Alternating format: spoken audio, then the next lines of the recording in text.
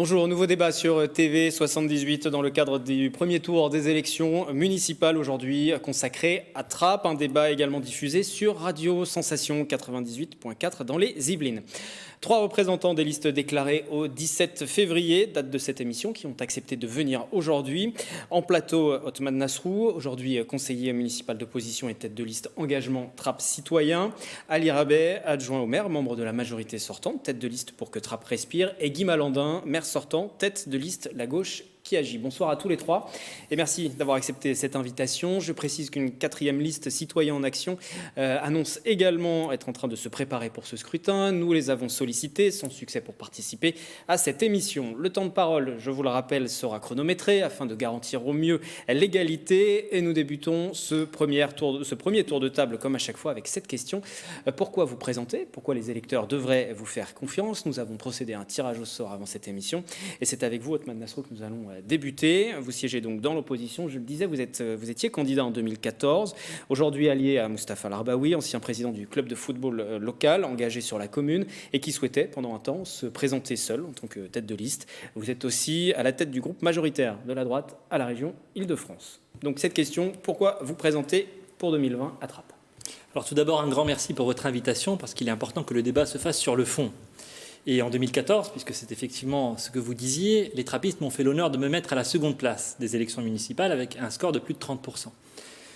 Ça fait donc 6 années que je suis élu de la ville, que j'y anime l'opposition municipale, et je crois pouvoir dire qu'aujourd'hui, je connais parfaitement bien tous les dossiers de la ville.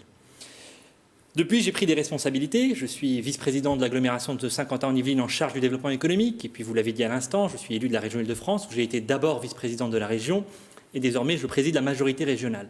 Ça veut dire que j'ai la capacité d'être utile à Trappes et aux trappistes. J'ai gagné en expérience et j'ai la capacité de financer des projets concrets sur Trappes. Je l'ai déjà fait ces dernières années sur un certain nombre de dossiers. Donc, avec une idée finalement assez simple, c'est que pendant les 20 années de mandat de Guy Malandin, des choses utiles ont été réalisées. Mais je considère qu'il reste beaucoup à faire sur un certain nombre de sujets. Je pense à la réussite scolaire, à l'emploi, à la sécurité, au cadre de vie, aux impôts locaux. Sur tous ces sujets, je considère que le compte n'y est pas et qu'on peut faire beaucoup mieux, que les trappistes ont le droit d'attendre plus de résultats de la part de leurs élus. C'est donc maintenant que je peux être utile. J'ai fait le choix de rester fidèle à Trappes comme je m'y étais engagé en 2014 et nous avons construit, vous l'avez dit, avec Mustapha Larbaoui, un vrai rassemblement local parce que gérer une ville, c'est bien sûr rassembler tous les habitants. Et le débat qu'on va vouloir nous imposer est un débat d'étiquette politique, mais un mandat municipal n'est pas un mandat partisan. Ma sensibilité politique, elle est connue, elle est assumée, mais encore une fois, quand on gère des écoles, quand on veut attirer des médecins, quand on veut diversifier les commerces, eh bien, on cherche surtout de la compétence, du sérieux, de la crédibilité. Et c'est pour cela qu'aujourd'hui, je suis à nouveau candidat. Ali Rabet, vous êtes adjoint au maire sortant. Vous avez décidé néanmoins de prendre un peu votre distance puisque vous êtes tête de liste pour ce scrutin. Vous êtes investi par Génération, notamment pour conduire une liste de rassemblement à gauche avec le soutien du PCF. Même question, vous avez 2 minutes, même temps à imposer pour nous expliquer vos motivations pour cette élection 2020. Merci de votre invitation. Complétez votre présentation. Je suis soutenu par le Parti communiste français à Trappes, mais également par Europe Écologie Les Verts. Donc un rassemblement de la gauche est déjà en marche, à l'œuvre, pour permettre de porter la candidature et la liste que j'ai constituée. Et si je suis candidat aujourd'hui, c'est d'abord parce que j'estime qu'il faut de la clarté dans le paysage politique à Trappes et qu'il faut être capable de parler en toute transparence aux électeurs des différentes offres qui seront face à eux. Lors de l'élection du 15 et du 22 mars, 3 listes essentiellement vont se présenter au suffrage des trappistes. Une liste portée par Othman Nasrou, qui l'assume et je l'en remercie, qui est le candidat de la droite sur Trappes et qui portera donc l'étiquette et les couleurs de la droite, comme en 2014. Guy Malandin, le maire sortant, a décidé de se présenter pour la 5e fois et j'ai été en désaccord avec Guy Malandin sur un certain nombre de points tout au long de ce mandat, mais surtout sur la perspective d'une 5e candidature, alors qu'en 2014, lorsque nous avons été présents ensemble sur la même liste, Guy Malandin s'était engagé à ne pas présenter de candidature en 2020. Par ailleurs, nous avons d'autres désaccords qui justifient que je prenne mes responsabilités. La liste portée par Guy Malandin aura le soutien d'un certain nombre de formations politiques, c'est très bien, dont celui de La République En Marche, le parti du président Emmanuel Macron. Moi, j'ai une vie à Trappes, comme trappiste, qui me permet tout au long de l'année de côtoyer ceux qui souffrent des politiques menées par le gouvernement actuel. Et je ne peux pas assumer d'être dans une équipe municipale qui sera soutenue par La République En Marche. C'est pourquoi j'ai pris mes responsabilités. J'ai choisi de constituer une équipe avec les formations politiques de gauche de Trappes. Nous portons un projet de gauche et nous mobilisons les énergies citoyennes parce que sur ma liste, au-delà des étiquettes partisanes, nous aurons de très nombreux présidents et présidentes d'associations, représentants des parents d'élèves dans les conseils d'école, membres des comités de quartier. Les forces vives trappistes s'organisent autour de ma candidature et nous allons ensemble porter un projet précis, détaillé, chiffré et financé. J'y tiens énormément parce que nous ne sommes pas là pour multiplier les promesses et promettre de raser gratis aux trappistes. Nous devrons être capables d'assumer chaque proposition que nous porterons. Et pour conclure, la crédibilité de la parole politique, ce qui permet justement de faire revenir les citoyens aux urnes, c'est tenir les engagements qu'on prend. Donc pas multiplier les promesses, pas multiplier les projets non financés, mais être capable de détailler ce que l'on va faire. Et je vous arrête là, vous prenez un tout petit peu plus d'avance, vous êtes à 2 minutes 15 à peu près, 1 minute 48 pour Othman Nasrou Kimalandin, c'est à vous. Vous êtes également candidat, maire depuis 2001, vous préguiez donc un nouveau mandat, vous êtes soutenu par La République En Marche, mais aussi par le Parti Socialiste ou encore le PRG. Pourquoi votre nouvelle candidature en 2020 ?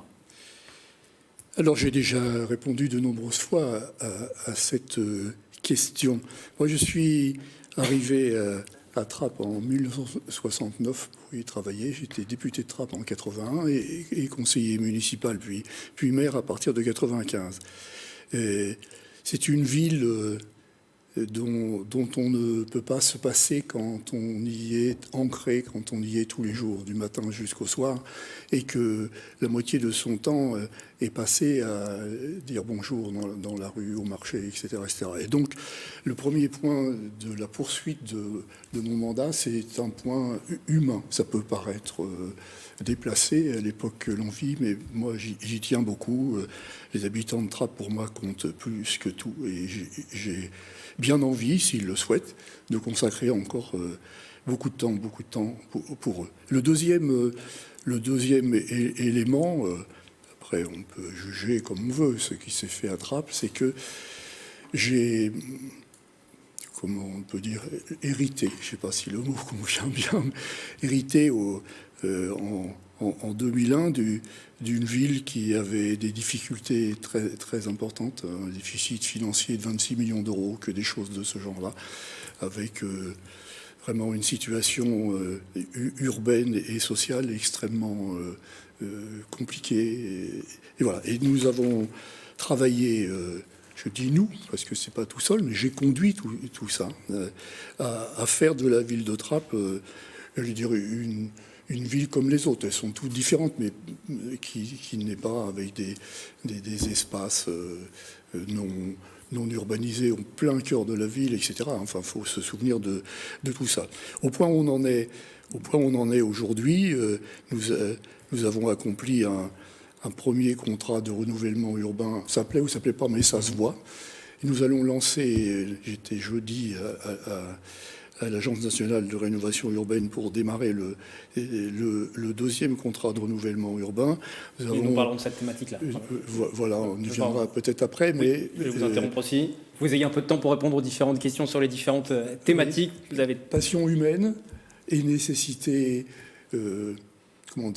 urbaine et technique, si je puis... synthétisé de cette manière. Voilà pour ce premier tour de table. Voici un sujet qui revient sur quelques-uns seulement des enjeux à Trappes et puis nous développerons tout ça ensuite en plateau. Le projet est dans toutes les têtes depuis 20 ans. Longtemps au point mort, l'enfouissement de la Nationale 10 a bien démarré. Un chantier préparatoire en 2019, le début aussi des travaux d'aménagement cette année avec la création d'un mur de protection et la destruction du pont Marcel Cachin près de la mairie prévu cet été. Le projet comprend le dénivellement de l'axe routier qui coupe la ville en deux, la création de 3 plateaux urbains et de 2 ronds-points en entrée et sortie de ville. Coût total estimé, plus de 95 millions d'euros. Comme dans d'autres communes, c'est la sécurité qui est au cœur des préoccupations des habitants. Trappes touchée par la radicalisation avec des dizaines de départs vers la Syrie, par le trafic de stupéfiants et par les règlements de compte entre bandes. La mort du petit Moussa en 2015 avait grandement ému. La ville fait partie des quartiers de la reconquête républicaine identifiés par l'État. Depuis plusieurs mois, la police de sécurité du quotidien est déployée avec 2 unités de patrouille à pied au contact de la population. Trappes, où la moitié des 33 000 habitants a moins de 30 ans, 25% ont moins de 15 ans. La jeunesse est donc également un enjeu. Un projet éducatif de territoire a été défini et c'est un collège dit innovant qui pourrait voir le jour sur place dans les prochaines années. Thématique dans la continuité, répondre à la problématique d'emploi dans la ville où le taux de chômage s'élève à 19%, 5 points au-dessus de la moyenne régionale. 25% de la population trappiste vivrait sous le seuil de pauvreté. Enfin, Trappes est une ville qui a énormément changé, profitant d'un vaste plan de rénovation urbaine de 350 millions d'euros. Les habitants veulent encore plus de mixité dans le logement. De nouveaux projets de construction pourraient voir le jour prochainement. Nous poursuivons ce débat consacré à Trappes sur TV78 et aussi sur Radio Sensation, et nous parlons d'urbanisme pour débuter sur les thématiques. Il y a certes des projets d'aménagement, de construction, il y a des dossiers de réaménagement aussi, de rénovation urbaine, comme au square Camus par exemple, et puis comment mettre de côté la Nationale 10 et son enfouissement. On pourrait vous faire réagir sur tous ces sujets. On va commencer avec vous, Othman Nasrou. Vous avez un tout petit peu plus de retard après le premier tour de table, premier tour de parole. D'une manière générale sur l'urbanisme, vous dites qu'il faut arrêter de bétoniser la ville et changer un peu les règles d'urbanisme. Évidemment. Je crois qu'on a atteint aujourd'hui le maximum de la densification qu'il faut sur Trappes. Et je le dis en toute cohérence, puisque pendant 6 années, j'ai répété cela au conseil municipal. Je suis le seul élu autour de cette table à avoir voté contre tous les projets de construction immobilière, contre le plan local de l'habitat, c'était en février 2019, qui prévoit 2300 nouveaux logements supplémentaires. Et donc le maire sortant, comme son adjoint désormais candidat, ont tous les deux voté pour ces objectifs-là. Et c'est de cela dont on doit parler aujourd'hui, parce que évidemment que maintenant il faut faire des espaces verts, il faut s'occuper des commerces, il faut s'occuper du cadre de vie. Les autres villes y arrivent. Les autres villes y arrivent. Qu'on ne me dise pas que ce n'est pas possible à Trappes. Les trappistes ont aussi le droit à un cadre de vie de qualité. Et c'est exactement le projet que l'on propose. Donc ça veut dire revoir les règles d'urbanisme pour protéger le tissu pavillonnaire. Encore une fois, je sais que certains veulent faire de cette élection une élection nationale avec un débat entre la droite et la gauche, mais ce n'est pas moi qui ai vendu la ville aux promoteurs immobiliers. C'est l'équipe municipale qui est aujourd'hui aux responsabilités. Donc soyons clairs, il faut dire stop à la densification, stop à la bétonisation. Ce qui a été fait était certainement utile. Maintenant, il faut s'arrêter. Il faut faire des espaces verts, un tissu pavillonnaire plus important, et puis surtout travailler sur les commerces, sur les professions de santé et sur le cadre de vie. Et là-dessus, encore une fois, les trappistes peuvent avoir beaucoup mieux que ce qu'ils ont aujourd'hui. Ali Rabeh, vous dites aussi qu'il faut sanctuariser certaines zones pavillonnaires. Absolument. Je pense qu'il faudra qu'on retravaille le plan local d'urbanisme pour faire en sorte que là où on vit dans des pavillons, vous savez, c'est mon cas, j'habite le quartier de la Boissière à Trappes, je suis le seul des 3 candidats qui vit à Trappes parmi les trappistes. Je souhaite qu'on puisse faire en sorte de sanctuariser ces espaces et qu'on ne se retrouve pas entre 2 pavillons avec un immeuble de 4 étages. C'est malheureusement le cas de certains projets d'urbanisme en cours. Il faut y mettre fin parce que notre ville avait besoin de croître. La population de Trappes a diminué, puis de nouveau augmenté. Mais il est temps maintenant de stabiliser les effectifs de la ville de Trappes, parce que construire pour construire n'est pas un objectif en soi. Nous avons besoin d'espaces verts, en effet, mais là, il faudra des propositions concrètes. Il faudra dire où exactement, financer comment, pour quel type de vie en commun au sein de nos squares. Mais je souhaite, au-delà de la question de la préservation des zones pavillonnaires, qu'on soit capable d'accueillir la nouvelle population dans les crèches, dans les écoles de façon convenable. Et sur cela, ça suppose qu'on cesse de bétonner excessivement. Il nous reste encore 2 grandes zones à urbaniser. La ZAC Fraissinet, en bout de ville, en frontière de Montigny, et également les terrains de Météo France qui sont du côté du quartier de Jean Massé. Sur ces 2 terrains, nous porterons des projets d'éco-quartier qui permettront de faire la part belle aux espaces verts, justement, aux nouvelles structures municipales pour accueillir la population, et nous veillerons à faire en sorte que les trappistes aient de l'espace pour respirer, y compris au sein des squares historiques. Dans le quartier des Merisiers, la ZAC de l'Aérostat, nous avons là des populations différentes, nouvelles, anciennes, qui vivent en HLM ou qui sont propriétaires, qui doivent partager ensemble de grands espaces verts. Mon projet sur ce plan-là sera détaillé, précis, et près du gymnase Maillet, par exemple, nous porterons un grand projet de ludoparc, d'espace de jardin partagé pour les habitants, pour qu'ils puissent grandir ensemble, et les enfants qui grandissent à Trappes, qu'ils soient enfants de propriétaires ou enfants de locataires. Guy Malandin, je vais vous passer la parole juste Othman Nasrou. Vous souhaitez réagir ? Oui, parce que je vois bien qu'il y a des attaques personnelles qui commencent déjà à se dessiner dans ce débat. Moi, j'aimerais rappeler à M. Rabeh que j'habitais Trappes pendant qu'il était encore élu à Poissy. Et donc, je n'ai aucune leçon à recevoir. Aucune leçon à recevoir. Vraiment, M. Nasrou, est-ce qu'on peut élever le niveau ? Je vous ai écouté. L'un l'autre, chacun à votre tour. Allez-y, Othman Nasrou et M. Rabeh, je vous repasse la parole après. Vous n'habitez pas à Trappes depuis des années. Vous n'avez jamais vécu à Trappes. M. Rabeh, vous n'avez pas pu. Soyez honnête là-dessus avec les trappistes, c'est important, ils le savent. Ali Rabeh, je vous passe la parole. Othman Nasrou, allez-y, répondez, et ensuite ce sera Guy Malandin. Je suis très heureux de vous accueillir chez moi ce soir après le débat pour discuter, mais je ne suis pas certain que la soirée se passe dans de bonnes conditions. La réalité, c'est précisément dans le quartier où j'habite, à Jaurès, M. Rabeh a voté un projet de construction construction de 145 logements avec M. Malandin, pas plus tard qu'au mois de novembre dernier. Donc par pitié, ne pas manquer de respect aux électeurs, c'est aussi parler à leur intelligence et ne pas les prendre pour des idiots. Oui, il faut arrêter la bétonisation et je suis heureux qu'aujourd'hui tout le monde soit sur cette position, mais il faut mettre en cohérence ses paroles et ses actes. Guy Malandin, c'est à vous. À présent, revenir peut-être sur ce qui s'est dit, sur les constructions, sur l'urbanisation de cette ville de Trappes ces dernières années, et puis sur vos projets aussi pour la suite. Ali Rabel disait tout à l'heure, il y a encore des projets à venir, notamment dans le cadre de l'OIN, l'opération d'intérêt national Paris-Saclay. Allez-y. J'y vais. Merci beaucoup. On ne peut pas porter le jugement sur une ville quand on ne connaît pas son histoire. C'est pour ça que je disais tout à l'heure, moi je connais cette ville depuis 1969. Ce qui n'est pas un succès, c'est une réalité physique. Et elle était en panne. Et quand on avait besoin d'aménager, je pense par exemple à ce qu'on a appelé la ZAC Montfort, le long de la rue de Montfort, l'ensemble de pavillons qui est là. Il fallait, c'est mon expression, jouer du violon à un promoteur pour trouver un promoteur qui accepte ça et qui vienne. Nous avons, avancé assez vite, hein, de façon très, très positive à mes yeux, voilà, avec toute la rénovation urbaine et le nombre de logements qui ont été rénovés, démolis, reconstruits d'une autre nature, les parcs aménagés, etc. Et puis la ZAC de l'Aérosa.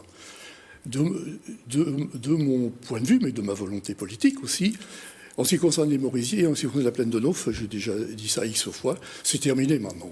On est dans le détail. La chose la plus importante qu'on va construire, c'est une résidence autonomie et intergénérationnelle pour les personnes âgées. Je pense qu'on ne peut pas appeler ça bétonné, ce serait quand même incompréhensible par les personnes qui attendent. Après, nous sommes dans une phase qui s'impose et qui est complexe à gérer, qui est, j'allais dire, l'envie de venir dans ce qu'on appelle le quartier Gare Jaurès. Hein, je ne cache pas les réalités, c'est les réalités, où on avait des mélanges d'immeubles, de pavillons, etc., enfin un certain désordre urbanistique. On a dans notre PLUI que vous avez voté contre à la mairie et pour à la communauté. Non, j'ai voté contre l'agglomération. C'est pas l'objet. Allons au fond du problème. Aujourd'hui, nous sommes confrontés, je ne le cache pas, nous sommes confrontés à une résistance à la promotion immobilière. Et donc, on a organisé 3 éléments. Et parce que le droit, c'est le droit. Si M. Dupont veut vendre sa maison, il vend sa maison. Et donc, on a organisé 3 éléments pour décaler de façon méthodique et non pas plouf, plouf, plouf, comme ça, les demandes de construction dans le quartier Gare. Bon, ça s'appelle l'augmentation de la taxe d'aménagement, ça s'appelle l'ORT qu'on est en train de monter avec la communauté, puisque je rappelle quand même que l'urbanisme est une compétence communautaire, ça s'appelle l'opération Cœur de Ville, et etc. Je ne vais pas entrer dans les détails. Donc, notre volonté aujourd'hui, les éléments qu'on a mis en place, y compris des réserves de terrain sur lesquelles 7 zones sont maintenant, après la réforme du PLUI, il y a 2 mois, 3 mois, ne sont plus constructibles, sauf pour des équipements publics, parce qu'il y en a certaines qui sont à côté d'équipements publics. Voilà. Après, on a deux grands projets. Je termine, mais je m'excuse. Hein, allez-y, bien sûr, voilà. Mais bon, que chacun puisse s'exprimer de la même manière. Oui, je termine. Après, nous avons 2 opérations. Elles ont l'intérêt d'être des opérations d'intérêt national. Excusez-moi de répéter le mot intérêt. Ça veut dire qu'on les maîtrise. Elles sont gérées par l'établissement public Paris-Saclay. Et nous sommes là en capacité de dire c'est pour plus tard. Et moi, ce que j'ai demandé dans ma fonction, c'est qu'on ne commence pas, il y a un tas de raisons pour lesquelles on ne pourra pas le faire d'ailleurs, mais enfin, politiquement, qu'on ne commence pas le côté Fraissinet avec Montigny d'ailleurs, hein, c'est à cheval sur Trappes et Montigny, et le côté météo avant 5 ans, parce que on ne pourrait pas digérer cette évolution-là. Il y a un accord là-dessus, donc c'est chose faite. Excusez-moi, mais que, voilà, sinon vous allez avoir beaucoup trop d'avance et vous ne pourrez pas réagir après sur les autres sujets. Ali Rabel, pardon, excusez-moi, c'est à vous. Vous souhaitiez réagir aussi? Un élément, je disais, et Guy Malandin vient de l'évoquer rapidement, nos écoles, nos crèches sont déjà saturées. Il y a un second enjeu, c'est de faire vivre ensemble les habitants qui sont historiquement implantés à Trappes et ceux qui y arrivent, notamment les jeunes couples qui viennent et qui font des enfants. C'est un enjeu essentiel parce que chez la population trappiste, il y a ce sentiment, juste ou non, qu'une partie des nouvelles arrivées conduisent les anciens à être marginalisés dans la ville ou à devoir quitter la ville. Donc il y a cet enjeu très fort de faire en sorte que les anciens quartiers d'habitation à loyer modéré, les logements sociaux, cohabitent de façon harmonieuse avec les nouveaux habitants qui arrivent et qui parfois ont des revenus plus importants, payent par exemple la taxe foncière comme propriétaire, c'est mon cas, et faire en sorte que ces générations grandissent ensemble. C'est vraiment le défi des prochaines années. Trappes a été considérablement transformé. Il faut d'ailleurs rendre hommage à Guy Malandin pour ce travail. Mais on s'est beaucoup occupé des bâtiments. Dans les années qui viennent, il faudra qu'on s'occupe davantage des gens. C'est sur ce travail particulier qu'avec les trappistes, puisque nous avons travaillé en atelier citoyen, nous avons cherché à proposer un programme concret, précis et financé. Nasrou. Je peux Oui. juste... Non, allez-y. Très rapidement, on a aussi quelques éléments, parce que, encore une fois, j'entends ce qui est dit, et je rappelle qu'on a une équipe qui est aux responsabilités, il faut qu'on voit ce qui marche et ce qui ne marche pas. Et en l'occurrence, on parlait à l'instant des crèches, qui est un vrai sujet aussi sur la ville de Trappes, et effectivement, ça ne sert à rien de faire du logement si on ne fait pas ce qui va avec. Mais moi, je constate qu'aujourd'hui, sur Trappes, il manque 500 places de crèches pour être dans la moyenne des villes, des civils. C'est la réalité aujourd'hui de la gestion municipale actuelle. Non, c'est pas et donc, c'est le cas. Le taux de couverture des besoins est de 34%, la moyenne dans les villes est de 57%. Ce qui est largement insuffisant, vous avez Je suis raison. content que vous répondiez tous les deux à la fois. Pas 500. Il en manque, mais pas 500. Je comprends mieux que vous ayez voté. Soyons Tout précis sur les 100% chiffres, des c'est décisions important. ensemble depuis 6 ans, il manque 500 places de crèche. Nous nous engageons sur 300 places de crèche parce que nous ne pourrons pas faire plus sur le mandat. Il faut être crédible et surtout il faut avoir la capacité de financer les choses parce que sinon toutes les belles paroles n'ont que peu de valeur. Et moi je parle ici avec le soutien de l'agglomération, du département et de la région Île-de-France. C'est nous qui avons par exemple sur un autre sujet qui concerne l'urbanisme, le fait que nous n'ayons plus de médecins généralistes sur tout un quartier de 12 000 habitants qui est le quartier Jaurès. Le fait qu'on ait perdu 30% de médecins généralistes en 10 ans. Là aussi c'est un constat d'échec et il faut qu'on trouve des solutions. Il a fallu que ce soit la région qui finance une maison de santé pour 260 000 euros à Trappes sans que la ville ne mette un seul euro. Donc moi je veux bien entendre qu'il faut, que maintenant tout le monde est d'accord pour dire qu'il faut lever le pied sur la bétonisation et qu'il faut faire le reste, mais encore une fois il faut être cohérent et il faut avoir la capacité de financer ces projets, crèche, commerce, santé. Guy Malandin, vous m'aviez demandé la parole juste avant, allez-y, et puis après ce sera au tour d'Ali Rabet, mais allez-y brièvement monsieur Malandin. Oui, j'entends ce que dit monsieur Nasrou, mais je n'approuve pas du tout, parce que c'est pas la réalité. Nous sommes une des rares villes sur la santé qui a une maison de santé dont on vient de doubler les médecins. Nos écoles sur lesquelles on travaille beaucoup, on vient de refaire l'école Jules Ferry, on va maintenant faire l'école Flaubert, etc., répondent à la nécessité, etc. Donc au niveau des équipements publics, je pense franchement que nous sommes, c'est jamais suffisant, je sais bien, hein, mais nous ne sommes pas en retard. Après, il y a le sujet qui était abordé par monsieur Rabet, qui est comment on vit ensemble. Hein, quand on est ancien et quand on est nouveau arrivant dans un quartier. Je rappelle que, quand même, dans les acquisitions de la ZAC de l'Aérosa, 40% sont des habitants de Trappes. Et il y a un autre élément que je veux mettre comme ça sur la table. Voilà. Et est-ce que vous savez combien il y a de demandes de logement social à Trappes? Non. 5500 demandes de logement social. Et nous avons 7200 logements sociaux. 7200, exactement. 7200 logements sociaux. Et donc, comme on est en agglomération... Des conditions de vie au sein de ce logement. Je termine par ça. Parce que comme on est en agglomération, et on a vu ces discussions dans le cadre du programme local de l'habitat, etc., il faut accueillir tous ces personnes-là qui sont en attente d'un logement pour des raisons de vie quotidienne. Et ça tout ne peut pas se faire à Trappes. Et on ne peut pas demander à Trappes de faire toujours plus et dire à Trappes on bétonne. Il faut savoir... Vous avez plus de 3 minutes 30 d'avance. Il faut savoir conduire et répondre à des réalités. C'est vrai ou c'est faux? Nous ne bétonnons pas. Nous avons fait transformer la ville pour qu'elle soit plus agréable pour les habitants. Vous m'en voudrez pas, vraiment, je vous coupe parce que sinon on ne pourra plus vous entendre sur les autres sujets. Voilà, vous êtes à plus de 9 minutes, les autres en dessous des 5 minutes 30. Monsieur Rabet, c'est à vous. Je peux partir si vous faites comme vous le souhaitez, je souhaite juste que l'égalité soit respectée, vous le savez bien. C'est une plaisanterie. Voilà. Sur les crèches, c'est un élément extrêmement important de l'avenir de Trappes parce qu'on est une ville qui fait beaucoup d'enfants. La moitié des habitants de Trappes ont moins de 29 ans. Donc vous voyez quelle dynamique démographique est à l'œuvre à Trappes et c'est une bonne nouvelle. Il faut donner des chiffres précis et justes, et d'ailleurs ces chiffres sont facilement vérifiables. C'est la caisse d'allocation familiale qui donne les chiffres les plus transparents, et c'est la caisse d'allocation familiale qui finance les places de crèche, essentiellement, en investissement comme en fonctionnement. La caisse d'allocation familiale indique à Trappes, nous sommes à 40% de taux de couverture. Le taux de couverture, c'est le nombre de berceaux par rapport au nombre de bébés qui naissent à Trappes. Donc on n'est pas à 30 ou 31%, on est à 40%, c'est le chiffre vraiment vérifié. En tant qu'adjoint du maire à des informations qui ne sont pas publiques. Le site internet. En l'occurrence, 717 places sur 2100 demandes, ça fait 34%. Gardez votre calme. Je suis parfaitement calme. Je vais donner les sources précises et vous vérifierez immédiatement en sortant de cette émission, et d'ailleurs ceux qui nous écoutent également. Bon. On est à 40% de taux de couverture à Trappes, ce qui est insuffisant, très insuffisant. Très en dessous de la moyenne. Et c'est les chiffres vérifiés ce week-end encore sur le site internet de la caisse d'allocation familiale des Yvelines. Donc vous voyez, il n'y a pas plus de transparence, c'est public. Sur 50 ans en Yvelines, nous sommes à 60%. Donc vous voyez qu'il y a un retard considérable, qui n'est pas 500 places comme l'indique Othman Nasrou, mais qui est de potentiellement autour de 200 places, ce qui est beaucoup et qu'il faut rattraper. Donc là, il faut être honnête. Il faut être honnête avec les électeurs. Parce que si on propose de raser gratis, on va se préparer des lendemains qui déchantent. À Trappes, construire une crèche supplémentaire, c'est faisable, c'est finançable. Construire 300 places de crèche demain matin, c'est faux, c'est mensonger, personne ne pourra le faire. Ni Othman Nasrou, ni Guy-Malandin, ni moi-même. Donc, je ne m'engagerai pas dans une promesse que je ne pourrai pas tenir. En revanche, nous créerons une centaine de places supplémentaires, dont une crèche collective de 60 berceaux. C'est le programme que nous portons, et c'est largement finançable.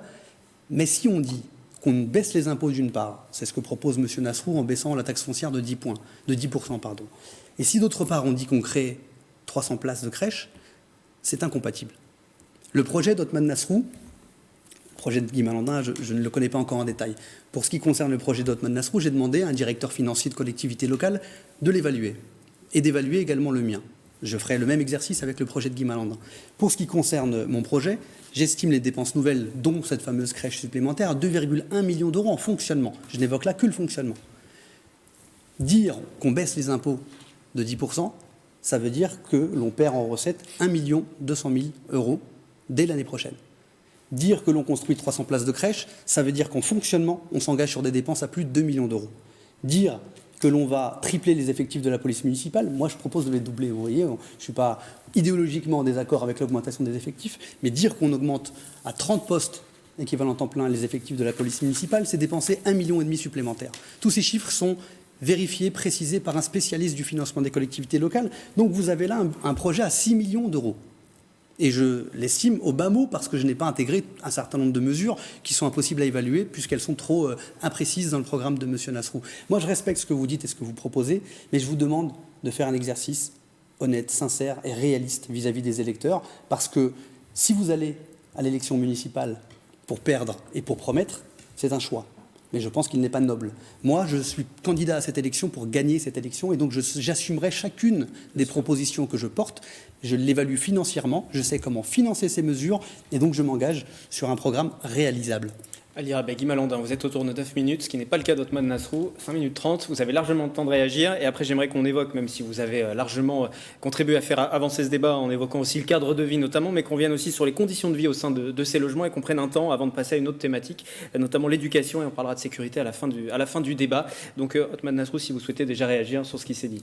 Oui, beaucoup de choses. Alors je suis déjà heureux que le débat se fasse sur mon projet, sur le projet que nous portons, puisque c'est essentiellement de cela dont on parle depuis tout à l'heure. Ce projet, il est là, et c'est le seul projet aujourd'hui qui est sur la place publique et distribué aux trappistes. Et je trouve quand même incroyable que ce soit l'opposition qui aujourd'hui est un projet et que je ne connaisse pas encore le projet de nos candidats. En tout cas, il n'a pas été communiqué. Je ne vous ai pas interrompu, Monsieur Rabet. Je vous prie de me laisser vous répondre.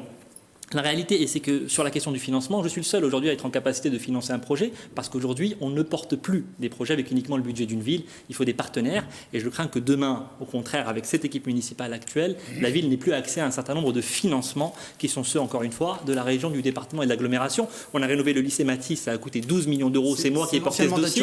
On a rénové la gare de Trappes, ça a coûté 9 millions d'euros. C'est le mandat de Jean-Paul Huchon. Monsieur Rabet, si vous prétendez écouter les trappistes, commencez par écouter respecter vos contradicteurs. S'il vous plaît, je ne vous ai pas interrompu. Je ne vous ai pas interrompu. Je ne vous interromprai pas si vous ne faites pas de contre-vérité. Là, il y a contre-vérité. C'est par contre moi qui vous ai voir. Je vous interromps Jean-Paul parce que Luchon sinon vous et parlez Didier beaucoup. Fischer qui l'ont voté et financé avant même que vous soyez conseiller régional. Monsieur Malandin, Ali Rabet, on vous a entendu. Monsieur je vous passerai la parole après. Je suis heureux de vous annoncer que nous venons de débloquer 8 millions d'euros supplémentaires pour la rénovation de la cantine du lycée de la Plaine de Naufle, qui en avait bien besoin, que la présente majorité avait promis depuis 2006 et qui ne s'est jamais fait. Ce que je veux dire par là, c'est que quand on est crédible, compétent et sérieux, il n'y a pas de raison qu'on n'arrive pas à faire à Trappes ce que les autres villes arrivent à faire. Parce que je sache, on a à Trappes une taxe foncière qui est 20% plus élevée que les villes voisines, et je constate que M. Rabet ne me le conteste pas, même s'il a voté systématiquement cette taxe foncière pendant 6 années sans sourciller, et aujourd'hui il la trouve trop élevée. Je propose de la baisser, pas de 20%, ce ne serait pas réaliste, simplement de 10% pour la rapprocher du niveau des villes voisines. Pour le reste, quand on parle des dépenses qui sont dans notre projet, je tiens à préciser que la ville de Trappes aujourd'hui fait 5 millions d'euros d'excédent de fonctionnement tous les ans. C'est-à-dire que c'est un argent qui n'est pas utilisé au service des habitants et qu'il y a tout un tas de ressources nouvelles qu'elle ne va pas chercher.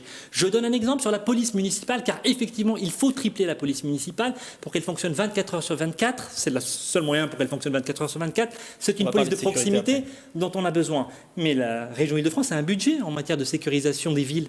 Pourquoi la ville de Trappes n'a jamais fait la moindre demande en 6 ans? Je n'ai cessé de le proposer. Pourquoi est-ce que quand il s'agit de rénover le square Jules Védrine, qui était dans un état lamentable, et on va parler de logement dans un instant, il a fallu que ce soit le département qui débloque le 1 million d'euros supplémentaires pour boucler le financement de cette opération? De l'argent, il y en a. Simplement, il faut des élus compétents, crédibles, rassembleurs qui vont aller le chercher et qui savent l'utiliser. Alors tous ceux qui m'expliquent que ce n'est pas possible alors que d'autres villes le font, moi je me souviens que quand on m'a confié la responsabilité de Promopole, on m'avait dit la même chose. On m'avait dit c'est au bord de la faillite, il n'y a rien à faire. Eh bien aujourd'hui c'est une structure qui est désendettée, qui vient de réaliser son meilleur résultat depuis plus de 30 ans. Donc pardon, ce n'est pas parce que certains ne savent pas le faire que ce n'est pas faisable. Le projet qui est sur la table est le seul projet cohérent, concret, crédible et surtout constant dans le temps et en capacité d'être financé par nos partenaires. Ali Rabet, je vous repasse la parole. Mais c'est juste sur un point notamment où vous souhaitiez réagir, c'était sur les impôts. Voilà, sur le vote de la taxe foncière. Sur les impôts, il faut qu'on soit précis et qu'on soit honnête. Monsieur Nasrou déplore l'augmentation d'impôts de taxes foncières qui a été décidée effectivement par la majorité actuelle. Savez-vous, Monsieur encore l'adjoint de Monsieur Malandin, Monsieur Rabet, moi Monsieur Ricci, savez-vous de combien a été augmenté l'impôt? Moi je suis... C'est juste que je ne suis pas candidat à Trappes. Donc vous n'aurez pas la réponse, poser la question, donc j'aurai beaucoup moins la réponse que vous trois. Je suis contribuable trappiste, moi. Je paye la taxe d'habitation et je paye sa taxe foncière. La taxe foncière a plusieurs parts, d'ailleurs la part communale qui a augmenté, la part départementale. Les amis politiques de M. Nasrou, sans qu'il ne les désavoue jamais, ont augmenté non pas de 10%, non pas de 20%, de 60% la part de la taxe foncière en 2014. Est-ce que vous savez, pour moi, contribuable, Monsieur Nasrou, j'ai fait le calcul. Là, je vous parle en comparaison des villes du même département. Vous avez voté la hausse de 10%. Avec la ville de Trappes. Moi, je compare mes impôts. Je ne vous demande pas de le faire avec vos impôts, parce que vous ne payez pas à Trappes de taxe foncière. Vous ne payez pas de taxe foncière à Trappes. Moi, je parle de la taxe foncière que vous évoquez là. La taxe foncière, je paye dorénavant 300 € supplémentaires de taxe foncière chaque année. L'augmentation de taxe d'habitation décidée par la majorité actuelle avec Guy Malandin, qui est tout à fait, qui permet de financer des projets qui profitent aux trappistes, ça me coûte 140 € supplémentaires chaque année. Donc le département dirigé par les amis de M. Nasrou me ponctionne 2 fois plus que l'augmentation de taxes foncières à Trappes. Qui vont financer les projets de je serais effectivement ravi d'aller, parce que Pierre Bédier finance ces projets, et on bénéficier de cet argent à parler des enjeux sur Trappes. Et vous le voyez, il y en a beaucoup. J'aimerais qu'on ait le temps quand même au cours de ce débat d'aborder l'éducation et la sécurité aussi, parce que ça revient beaucoup dans les différentes discussions que vous pouvez avoir, même si des thèmes il y en a beaucoup. Et je rappelle que vous pouvez aussi, si vous êtes électeur sur Trappes ou pas, si ça vous intéresse aussi, vous rendre dans les meetings des uns et des autres et consulter les programmes et vous aurez tous les éléments à disposition pour faire votre choix pour le premier tour du scrutin le 15 mars. Sur le logement plus spécifiquement, on vous a vu les uns les autres intervenir aussi sur le terrain auprès des bailleurs sociaux. Je donne juste quelques éléments. Il y a plus de 11 000 logements sur Trappes, plus de 60% de logements sociaux. La commune fait partie des villes des Yvelines qui en comptent le plus et certains de ces logements sont dans une situation d'insalubrité réelle, qualifions-les comme ça. Aujourd'hui, comment, si vous êtes élu, vous allez pouvoir intervenir auprès des bailleurs sociaux pour que ces logements et que les habitants, en tout cas, aient des meilleures conditions de vie? On commence avec vous, Othman Nasrou. Les choses sont là-dessus assez simples, puisque cela fait 6 années que nous abordons ce sujet de la qualité du logement. Et là, je ne vais pas m'adresser à M. Rabet, qui est toujours l'adjoint de M. Malandin, je m'adresserai directement du coup à M. Malandin, parce qu'en fait, aujourd'hui, il n'y a que 2 choix clairs dans cette élection. Et je n'ai jamais compris, et je le dis très tranquillement, pourquoi ce sujet a été délaissé par la municipalité. Qu'on ait à Trappes, et je l'ai vécu puisque c'est moi qui ai dû intervenir, une famille, par exemple, Square Yves Farge, avec une enfant malade. pendant 1 an, des moisissures, un logement totalement insalubre et personne qui répond au courrier. Je n'ai vu personne de l'équipe municipale se déplacer. Il a fallu que je vienne avec le vice-président de la région en charge du logement et la presse pour obtenir un relogement. Ça a marché cette fois-ci, ça n'a pas marché d'autres fois. On a un niveau de charge dans le parc social de Trappes qui est parfois prohibitif, sans qu'il y ait de contrôle des charges, avec des surprovisions. On a des bailleurs qui ne respectent pas toujours leurs obligations légales d'entretien et de réparation. Au moment où je vous parle, à l'Allée des Yvelines, il y a depuis 4 mois des problèmes de chauffage qui sont inacceptables sans que personne ne bouge. Pendant 6 ans, il a fallu que ce soit l'élu d'opposition que je suis, alors que ce n'est pas ma responsabilité, qui essayait d'alerter et tout simplement d'obtenir que les locataires puissent défendre leurs droits, leurs plus légitimes, à partir du moment où ils payent évidemment aussi leur loyer. Alors moi j'entends bien que, encore une fois, il y ait des débats sur les étiquettes et j'entends que mes adversaires ont tous les deux le cœur à gauche. Moi je constate que sur ce sujet, ils ont surtout les yeux fermés parce que ce qui se passe aujourd'hui dans le logement social à Trappes est inacceptable et demain, je le dis très clairement, la municipalité, grâce à une cellule d'aide juridique et grâce à une action qui est détaillée dans notre projet, eh bien, sera aux côtés des locataires. Guy Malandain, sur cette question des logements et des conditions de vie des habitants. Alors, comme dans tout domaine, quand je suis dans la tribune, je joue toujours mieux que celui qui est sur le terrain. Sur certains sujets. Il y a des vérités et il y a aussi, heureusement, sur des contre-vérités. Sur les 7200 logements sociaux, nous avons dans certains secteurs des difficultés importantes. Quant à la tenue, et c'est une des raisons pour laquelle on fait, je pense à Camus en particulier, pour lesquelles on fait une deuxième rénovation urbaine, c'est que l'âge, la durée, enfin l'ancienneté de ces logements-là ne convient pas. Les interventions sur les logements pour l'hygiène, la propreté, la sécurité, etc. Moi, quand je suis au marché toutes les semaines, je reviens avec 10 ou 15 demandes de rendez-vous. Je fais ces 10 et 15 demandes de rendez-vous. Et toutes ces interventions auprès des bailleurs, je rencontre parfois, à la place des gens pour les aider, des difficultés extrêmement importantes. Je ne vais pas vous parler de certains bailleurs ici, ce serait malvenu, ils ne sont pas là pour répondre. Mais il y en a qui ne gèrent pas leur patrimoine. Et donc, non, on a un service logement, un service hygiène, un engagement du maire. Il aurait dû y avoir un engagement de l'adjoint, mais ça, c'est un autre problème. On ne va pas le régler maintenant. Je reçois, je vous le dis, entre 10 et 15 personnes pour des problèmes de logement. Et je vais voir, je ne fais pas photographier par la presse locale, je vais voir et suivre les gens. Et c'est une réalité objective qu'il y a sur la ville, sur les 7000 logements sociaux. Je compte à peu près entre 250 et 300 logements qui ne sont pas en état suffisant, et dont Camus, qui fait les 300 logements et qui va être démoli, rénové. J'ai dit tout à l'heure, on a réglé ça jeudi. Alors, on prend conscience de cette réalité. Moi, je la connais. Voilà, j'avais 2 rendez-vous avant de venir ici sur ce sujet-là. On ne peut pas comme ça faire la pichenette. Moi, je m'en occupe, la commune ne s'en occupe pas, c'est pas vrai. Mes prédécesseurs, monsieur Nasrou, mes prédécesseurs s'en occupaient aussi, bien qu'on ait eu des différends, etc. C'est extrêmement compliqué. Et je peux ajouter quelque chose, parce que ça nous intéresse tous les trois. Pour le futur, on ne sait jamais. Voilà, on sait le lendemain, on ne sait jamais la veille. L'élargissement des bailleurs à se regrouper pour obtenir X logements, etc., fait que les petits bailleurs qui géraient soigneusement leur propriété, connaissaient leurs locataires, etc., se sont vus rassembler. Il y a 3-4 bailleurs qui sont devenus, par exemple, CDC Habitat. Maintenant, c'est une grosse opération et c'est difficile d'avoir des contacts concrets au quotidien. Je le regrette, ces situations-là, parce que si vous le savez, vous avez jeté un coup d'œil, le logement, ça a été une de mes passions pendant 10 ans à l'Assemblée nationale et il y a encore des traces.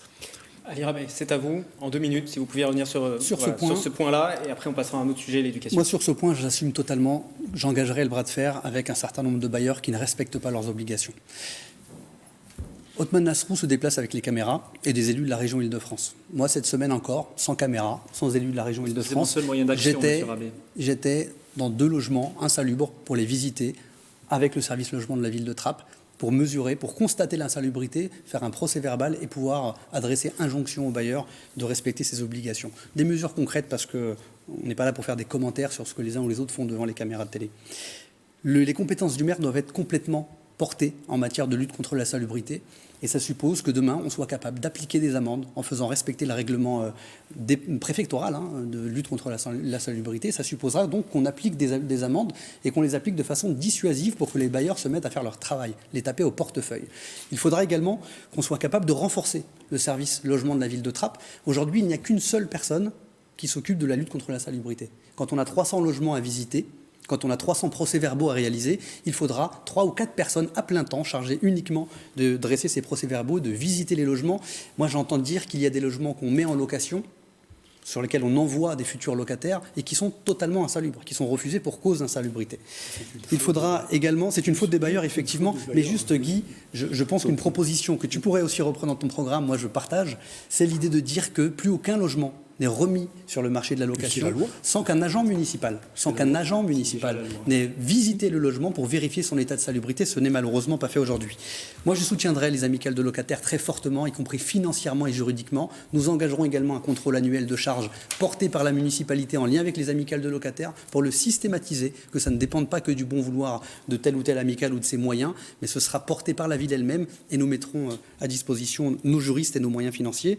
Enfin, quelque chose de relativement puissant que le maire pourrait mobiliser, c'est tout simplement de réaliser les travaux quand les bailleurs refusent de le faire. Aujourd'hui, les pouvoirs du maire lui permettent, si le bailleur refuse de réaliser les travaux qui figurent dans le procès-verbal dressé par le service en charge de l'insalubrité, alors le maire peut, dans ses pouvoirs de police, réaliser les travaux et exiger ensuite du fisc de se faire rembourser par les bailleurs. C'est un instrument juridique qui existe, chacun pourra le vérifier, que la mairie peut mobiliser. Et je terminerai parce qu'on évoque les bailleurs beaucoup, les bailleurs sociaux. Il y a également des propriétaires privés à Trappes. Il y a des marchands de sommeil qui utilisent leur patrimoine privé pour le louer à des gens souvent dans la détresse sans l'entretenir et à des loyers prohibitifs. Demain, nous appliquerons une nouvelle disposition de la loi Elan et de la loi Allure qui permet d'instaurer le permis de louer. La municipalité, avant d'autoriser la mise en location d'un bien, pourra vérifier qu'il est salubre. Et je vous arrête. Oui, je voudrais juste ajouter que le permis de louer, il est en cours de fabrication. Non, il est fait. Le permis de louer, il est en cours de fabrication. C'est un outil très, très intéressant. Et qu'on doit faire avec 2 autres villes, excusez-moi, vous êtes à la communauté tous les deux, qu'on doit faire avec 2 autres villes de la communauté d'agglomération. Voilà. Et c'est un outil très, très, très utile. Mais je m'occuperai de le mettre en place. Othman Nasrou. Oui, alors d'abord j'aimerais rappeler à M. Malandin et M. Rabeh qu'ils sont tous les deux responsabilités depuis 6 ans. Donc moi je suis très heureux d'entendre maintenant ce soir ce que nous demandons depuis 6 ans. En 2014, nous avions déposé un vœu au conseil municipal qui reprend exactement tout ce qui vient d'être dit sur le contrôle des charges, sur la mise en demeure des bailleurs, sur l'entretien et la réparation. Et à l'époque, M. Malandin comme M. Rabeh avaient voté contre ce vœu. Et donc la prochaine fois vous me direz, on vous enverra nos propositions à l'avance. Au moins l'essentiel c'est que les idées avancent parce que les locataires ont été délaissés pendant plusieurs années et ça a été à l'opposition de s'en saisir, ce qui n'était pas normal. Et encore une fois, et nous n'avons pas pu régler un certain nombre de difficultés qui persistent aujourd'hui. Voilà ce que je souhaitais partager avec vous, parce que c'est un sujet vraiment important. Et au moment où je vous parle, il y a une habitante d'Albert Camus. J'ai sollicité M. Malandin à ce sujet, mais j'imagine que M. Rabeh, qui a la compétence aussi désormais sur cette délégation, a eu copie de ce courrier, qui attend toujours un logement depuis 2 ans. Elle est en situation de handicap suite à un traumatisme crânien. Elle habite d'ailleurs Camus, et elle est au 3e étage sans ascenseur. Elle ne peut pas sortir de chez elle, et à ma connaissance personne ne lui a encore répondu au moment où je vous parle. C'est un exemple parmi d'autres. Je ne dis pas, d'ailleurs je n'accuse personne, il peut y avoir aussi des services qui ne font pas passer l'information, mais il faut absolument qu'on soit beaucoup plus proactif, parce qu'encore une fois là il s'agit d'une vraie souffrance individuelle, personnelle d'un certain nombre de familles à Trappes. Le débat se poursuit sur TV78. Si vous nous suivez aussi sur Radio Sensation, il concerne la ville de Trappes. Passons à l'éducation. C'est l'une des missions principales du maire. C'est pour ça qu'on va s'y attarder.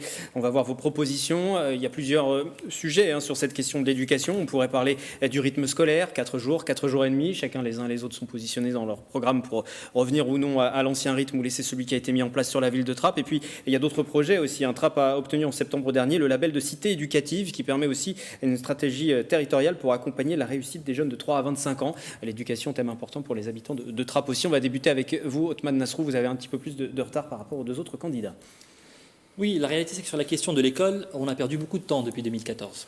D'abord sur la question des rythmes scolaires, où, en refusant d'écouter la communauté éducative, l'équipe municipale actuelle, depuis 6 années, s'est entêtée à rester sur un rythme scolaire de 4 jours et demi, ce qui a beaucoup désorganisé le fonctionnement des activités périscolaires. Et nous réclamons depuis 6 années maintenant, encore une fois, le retour à la semaine de 4 jours, comme 87% des communes l'ont fait. Je constate qu'il y a des positions là aussi qui évoluent à un mois des élections, mais 6 années d'entêtement, ça a été 6 années de perdu, et avec une grande souffrance des parents d'élèves et des enseignants, avec un dialogue qui n'est absolument pas aujourd'hui au niveau où il devrait être avec la municipalité. Il s'agit bien sûr de remettre aussi l'heure d'études, qui a été supprimée en 2015, le 22 juin 2015 au conseil municipal. Je m'en souviendrai toujours, puisque les parents d'élèves étaient venus manifester, que là aussi j'avais été le seul candidat à voter contre cette suppression de l'heure d'études. Ça a été terrible. Ça a été terrible puisque ça a fait que nous avons aujourd'hui 1500 enfants de Trappes qui sont dehors à 15h30 tous les jours. Alors que cette aide aux devoirs qui était gratuite était absolument utile et qu'on ne vienne pas me dire là aussi que c'est une question de financement. Ce qui était possible avant 2015 est toujours possible aujourd'hui. Et puis bien sûr, il faut qu'on améliore le niveau scolaire en améliorant d'abord la qualité des activités périscolaires. Là aussi, j'entends qu'il faudrait les rendre toutes gratuites. Je crois que c'est une erreur, que la question est celle de la tarification de la cantine et des activités périscolaires, qui est mal proportionnée. C'est pour ça que je vote contre à chaque fois.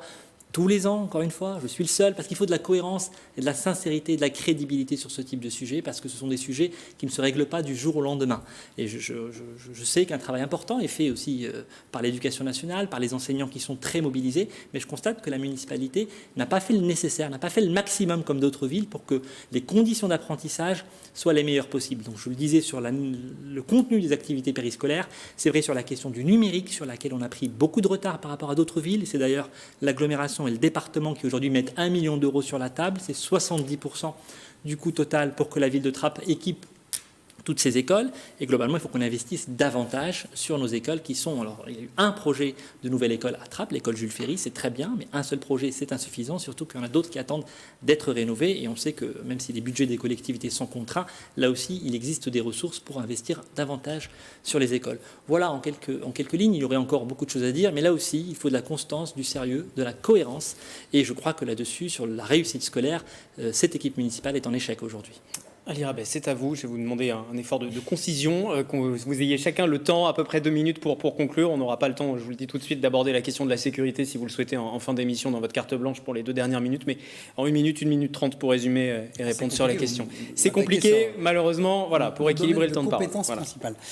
Bon, l'éducation, la question des rythmes scolaires en 2 mots, nous reviendrons à la semaine de 4 jours. Ce n'est pas mon choix personnel d'ailleurs, je l'ai assumé devant les électeurs parce que j'ai une démarche franche et honnête vis-à-vis d'eux. Mais j'ai organisé dans le cadre de la campagne électorale un grand référendum à Trappes pour demander leur avis aux trappistes.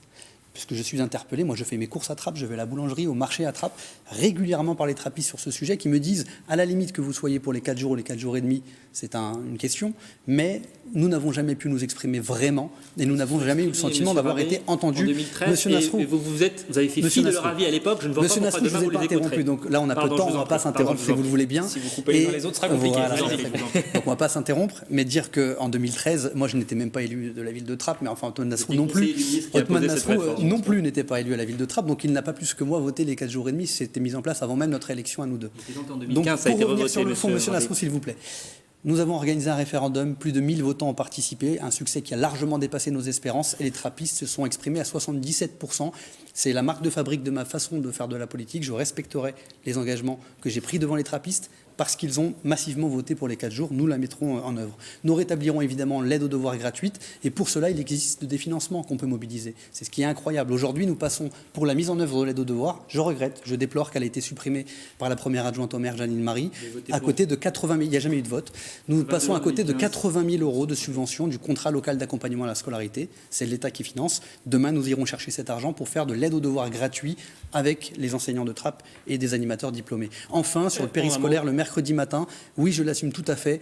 Nous mettrons en place 3 heures d'activité périscolaire de grande qualité, avec des ateliers logico-mathématiques, du théâtre, des jeux d'échecs, pour développer des compétences qui ne sont pas strictement scolaires, mais qui accompagnent la réussite scolaire. Et nous le ferons gratuitement pour que tous les enfants y aient accès sans discrimination aucune. Et sur la tarification, il est temps de revoir les tarifs. Nous sommes l'une des villes où les tarifs maximums sont les plus élevés. Il faut soulager les classes moyennes. Aujourd'hui, avec 2 SMIC, vous payez 18,50 € pour la journée extrascolaire. On descendra à 10 € et le repas maximum sera à 4 €. Et je vous arrête là, et je vais juste préciser en toute transparence qu'il y a un petit souci sur les chronomètres. Monsieur Nasrou l'a remarqué aussi, et c'est pour ça, excusez-moi Monsieur Rabet, mais que j'étais moins attentif à ce que vous disiez. Si on peut juste bloquer les chronomètres et remettre le temps qui était prévu. Voilà, on m'indique en régie qu'ils ont également déclenché l'autre chronomètre de sécurité pour régulariser tout ça.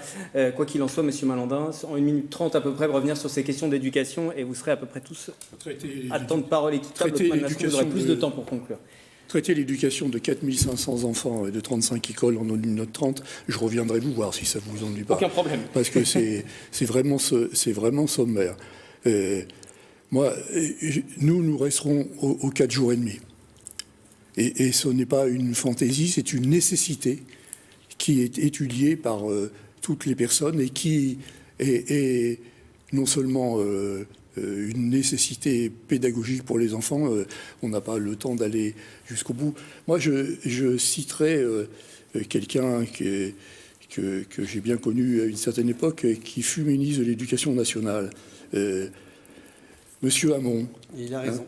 Et qui rappelle que le niveau des enfants en français et en mathématiques a reculé sur les 15 dernières années, en raison notamment de l'organisation du temps scolaire autour de 4 jours. Il avait raison de dire ça. Et je continue pas. Et ça, c'était quand on a discuté. Il était conseiller municipal, il venait d'être ministre, et il avait raison. Monsieur Miseret, il a toujours raison, Monsieur Miseret. Oui, mais on ne peut pas s'entêter contre tous les autres. Monsieur Miseret, qui souhaite rappeler aussi que la réforme des rythmes scolaires est une bonne réforme, car elle permet de revenir sur cette semaine de 4 jours qui était une aberration pour l'évolution de l'enfant. Et donc, il y a, au-delà du scientifique, au-delà de la recherche, il y a aussi un accord politique là-dessus. Les 4 jours et demi, c'est beaucoup mieux pour les enfants. Les parents, ils peuvent s'exprimer comme ils l'entendent, mais en tout cas, nous garderons les 4 jours et demi. J'ajoute qu'il y a un problème qui nous dépasse tous les trois.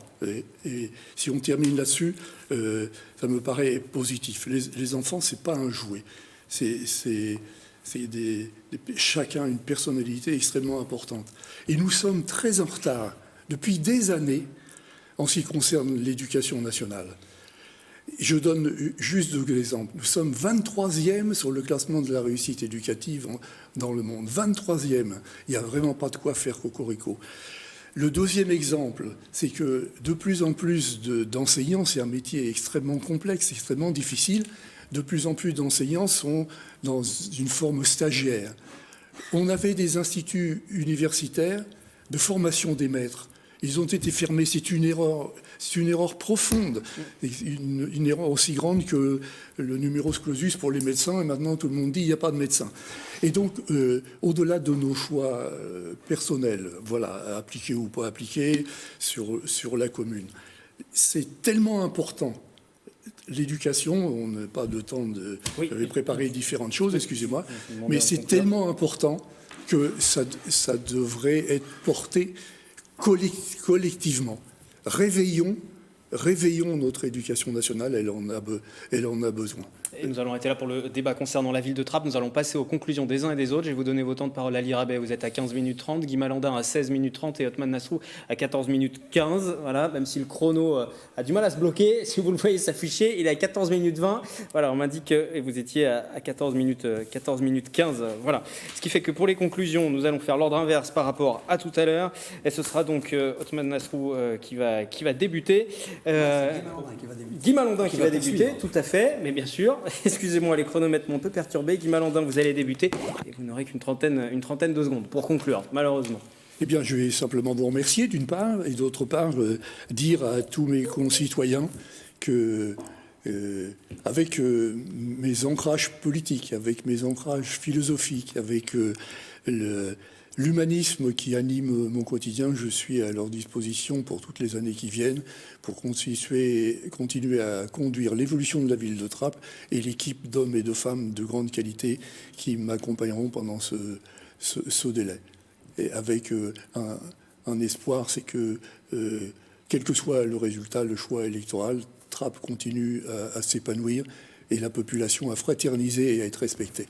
Ali Rabet, c'est à vous. Pour votre conclusion, vous avez 1 minute 30. Vous nous avez demandé une carte blanche. Ou une carte blanche, bien sûr. Moi, je voulais relayer ici le combat du collectif de défense du Collège Courbet. Le Collège Courbet, le département dirigé par la droite, a décidé de supprimer un collège à Trappes. Il est venu proposer à la ville ce choix. Et je reprends là les mots de la première adjointe au maire, Janine Marie. Elle a indiqué en conseil municipal, tout cela est évidemment fait l'objet d'un compte-rendu, nous avons donné un accord puisque de toute façon, à un moment donné, il faut effectivement qu'un collège soit sacrifié. Moi, je considère qu'on ne joue pas avec l'éducation des enfants, et là, je prolonge le discours de Guy Malandin sur le fait qu'il faut mettre le paquet sur l'éducation et la réussite scolaire. Trappes est une ville qui a grandi considérablement, on l'a évoqué tout à l'heure, aujourd'hui, près de 32 000 habitants vivent à Trappes. Nous avons 3 collèges à dimension humaine, entre 500 et 670 élèves. Il n'est pas question de supprimer un collège, parce que si nous allions vers la suppression d'un collège, comme le souhaite Madame Marie, nous aurions demain 2 collèges à près de 1000 élèves. C'est irresponsable. Nous ne pouvons pas avoir de collège usine. Monsieur Malandin, excusez-moi, mais je ne vous ai pas interrompu. Et c'est un souhait peut-être du département, mais les mots qui est réglé, Monsieur Malandin, ça ne se fera pas. Les mots n'était pas un souhait, les mots prononcés par Janine expression. Marie sont ceux que j'ai répétés là. Si Madame Marie vous succède, Monsieur Malandin, puisque vous avez annoncé que dans 1 an ou 2, vous passeriez la main. Non. Si Madame Marie vous succède... Non, monsieur, voilà je n'ai pas dit ça. Monsieur, vous les avez tenus dans la presse, Monsieur Non, Malandin. monsieur. Bon, Ça va être écoutez, compliqué je de trouve vous faire regrettable, conclure les Monsieur uns et Malandin, les autres. En tout m'interrompez cas, Guy Malandin, vous avez répondu. Vous Je entendez relève ce Ali débat. Rabet, si vous Je pouviez conclue. changer de sujet et avancer, puisque voilà. Guy Malandin vous a répondu, à donc avancer sur votre propos. Si je suis élu maire, je me battrai pour que les 3 collèges de Trappes soient préservés et que nos enfants grandissent dans des collèges à taille C'est pas la peine humaine. de se ruiner, ça c'est déjà prévu. C'est à vous, Othman Nasrou, pour la conclusion. Comme je le disais, vous avez un peu plus de temps par rapport aux autres, puisque vous aviez pris aussi du retard. 2 minutes 30 pour conclure. Tout d'abord, on n'arrive pas devant une élection en proposant de faire le contraire de ce qu'on a fait pendant 6 ans pour l'un ou pendant 20 ans pour l'autre. Et donc je considère qu'aujourd'hui, la ville de Trappes a besoin d'un vrai changement. Et ce changement, il passe d'abord par le rassemblement des trappistes. C'est pour ça qu'avec Mustapha Larbaoui, nous avons construit cette liste Engagement Trappes Citoyens, qui est une équipe de compétences avec des gens qui ont des sensibilités politiques très différentes. Moi, je tiens à le redire ici, un mandat municipal, ça n'est pas un mandat partisan. Et un maire, c'est quelqu'un qui doit chercher à rassembler. Parce que si un maire se coupe d'une partie de sa population qui n'a pas la même sensibilité politique que lui, s'il ne sait pas que le quotidien d'une ville, les écoles, les commerces, la santé, c'est un rassemblement des habitants, on n'aura pas demain une gestion qui est une gestion apaisée. Et je crois avoir démontré ma capacité à rassembler, avec des élus de la majorité municipale également qui m'ont rejoint. Je crois aussi que les trappistes méritent beaucoup plus de résultats. Alors j'entends les engagements des uns et des autres, encore une fois, souvent en contradiction avec ce qui a été fait depuis 6 années maintenant. Mais la réalité, c'est que les trappistes peuvent avoir mieux que ce qu'ils ont aujourd'hui, que la gestion municipale actuelle, qu'ils payent trop d'impôts locaux pour le service public qui leur est rendu, que sur tout un tas de sujets, certaines villes arrivent à faire mieux parce qu'ils ont des élus simplement qui obtiennent de meilleurs résultats. Et moi, je suis attaché, ceux qui me connaissent savent que je suis un homme de rassemblement et un homme de résultats concrets. Et je crois que ça, c'est quelque chose d'important. Vous nous aviez proposé de prendre un thème qui n'a pas pu être abordé. Il y en a beaucoup. J'aurais aimé vous parler de la sécurité, j'aurais aimé vous parler de l'emploi, sur laquelle, là aussi, il y a un constat d'échec de la part de cette équipe municipale, avec 4000 demandeurs d'emploi à Trappes. Mais je vais vous parler de nos anciens, je vais vous parler de nos personnes âgées, parce que je crois qu'il y a un vrai sentiment d'abandon aujourd'hui. Et bien que j'ai gagné beaucoup d'expérience ces dernières années, je suis un jeune élu, et je crois que la ville de Trappes a besoin de dynamisme, mais je crois qu'elle a aussi besoin de ces anciens à qui nous ne donnons pas aujourd'hui le respect, l'attention et le service qui leur est rendu sur l'accompagnement, sur l'animation, mais aussi quand on parle du fait qu'il y ait 30% de médecins généralistes en moins ou qu'il n'y ait quasiment plus de commerce aujourd'hui à Trappes, plus une seule charcuterie, plus une seule poissonnerie sur une ville de 32 000 habitants, je crois que les premières personnes concernées qui font les frais de ces manquements de la part de la municipalité, ce sont nos seniors. Et j'aimerais avoir une pensée pour eux parce qu'une ville, encore une fois, ça n'est pas les jeunes d'un côté seulement, les seniors de l'autre, ça n'est pas un quartier contre l'autre, ça n'est pas une sensibilité politique contre une autre, c'est une gestion efficace, apaisée, rassemblée. Et c'est pour cela qu'avec Mustapha Larbaoui, je suis fier aujourd'hui de porter cette candidature qui, je le crois, est une opportunité historique pour les trappistes d'avoir une meilleure gestion municipale que celle qu'ils ont aujourd'hui. Merci à tous les trois d'être venus Merci à pour vous. débattre. Les temps de Merci à parole vous. qui s'affichent une dernière fois. Otman Nasrou, 16 minutes 42. Vous avez un peu plus de retard. Ali Rabet, 16,51. Et Guy Malandin, 17 minutes 16. D'ici au premier tour, nous aurons le temps, bien sûr, en allant vous voir les uns et les autres sur le terrain, d'égaliser tout ça. Merci encore à vous de nous avoir suivis sur TV78 et Radio Sensation. À bientôt pour un nouveau débat du premier tour.